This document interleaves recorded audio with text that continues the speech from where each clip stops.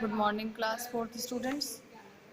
अब हम पार्ट 8 के अभ्यास कार्य को याद करेंगे। और देखिए पार्ट 8 ये आपने अच्छे से पढ़ लिया है तो आपको ये जो अभी कार्य है बहुत अच्छे से याद हो जाएगा, क्योंकि ये पाठ से संबंधित है। इसमें पाठ में दिए गए कुछ वाक्य हैं जो कब आए हैं, वो क्रम बताना है आपको, कौन सी बात पहले आई है कौन सी बाद में।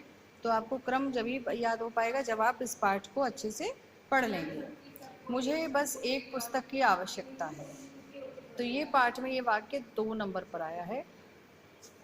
परीक्षा के बाद विद्यार्थियों से पुस्तकें वापस ले ली गईं, 8 नंबर पर आया है। अध्यापिका दीपा की बात सुनकर प्रसन्न हुई, 4 नंबर पर आया है ये वाक्य। इस विचार से सभी लोग सहमत थे, 5 नंबर पे। निर्धन बच्चों को पुस्तकें निःशुल्क दी जाएंगी, 6 नंबर पे। छोटी छोटी बातों के लिए सरकार का मुंह ताकना नहीं है, 3 नंबर पे। शीघ्र ही पुस्तक बैंक खुल गया, 7 नंबर पे। मेरे पास कुछ विषयों की पुस्तकें नहीं हैं, 1 नंबर पे। तो ये जो क्रम है आपको याद करने में आसानी जब होगी जब आप पाठ को अच्छे से पढ़ लेंगे। प्रश्न उत्तर देखिए, आइए इसके प्रश्न उत्तर याद करते हैं। हम शीघ्र उन्नति कैसे कर सकते हैं? हम अपनी सहायता आप करके शीघ्र उन्नति कर सकते हैं। बच्चों, जब तक हम अपनी मदद खुद अपने आप नहीं करेंगे तब तक हमें उन्नति कैसे मिलेगी? तो हम अपनी सहायता प्राप्त अपने आप करके शीघ्र उन्नति कर सकते हैं।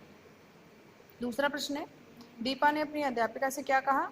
दीपा ने अध्यापिका से कहा कि वह एक पुस्तक बैंक खोलना चाहती है। स्कूल की सभा में किस बात पर विचार किया गया? सभा में पुस्तक बैंक खोलने का विचार हुआ। पुस्तक बैंक किस प्रकार खुला? दीपा के प्रयास तथा सभी के सहयोग से पुस्तक बैंक खुला। तो ये प्रश्न उत्तर आपको लिखकर देखोगे तो आपको अच्छे से आ जाएंगे कि हम परीक्षा में इन उत्तरों को कैसे लिखेंगे। इसीलिए मैं आपको बार बार ये बोलती हूँ कि आप लिखकर जरूर देखिए।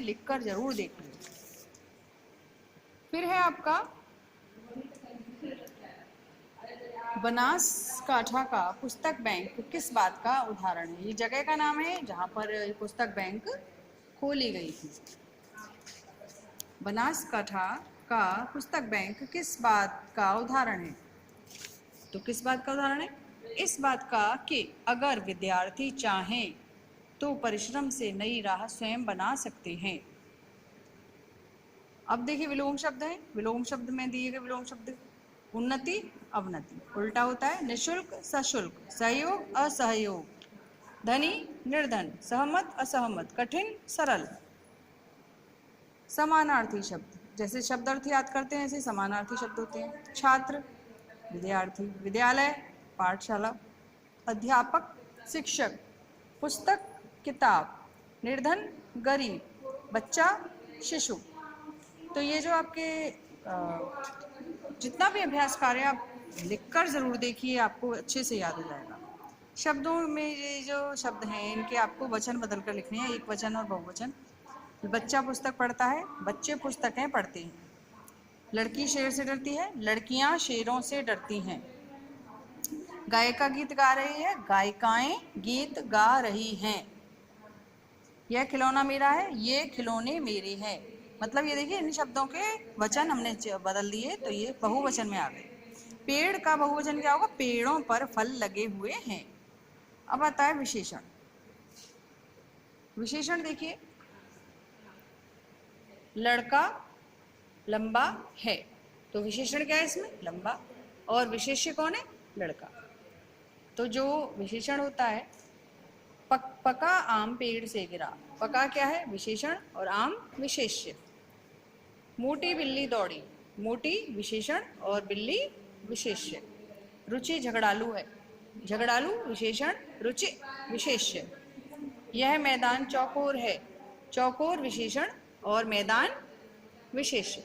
तो ये बच्चों एडजेक्टिव की तरह है, जैसे इंग्लिश में एडजेक्टिव हम यूज करते हैं इसी तरीके से हिंदी में विशेषण का इस्तेमाल प्रयोग करते हैं किसी की विशेषता बताने के लिए। तो ये आपको इस तरीके से देखिए अलग अलग करके बताना है। और जितना भी कार्य है आप लिख कर देखिए, सारा आपको अच्छे से याद हो जाएगा।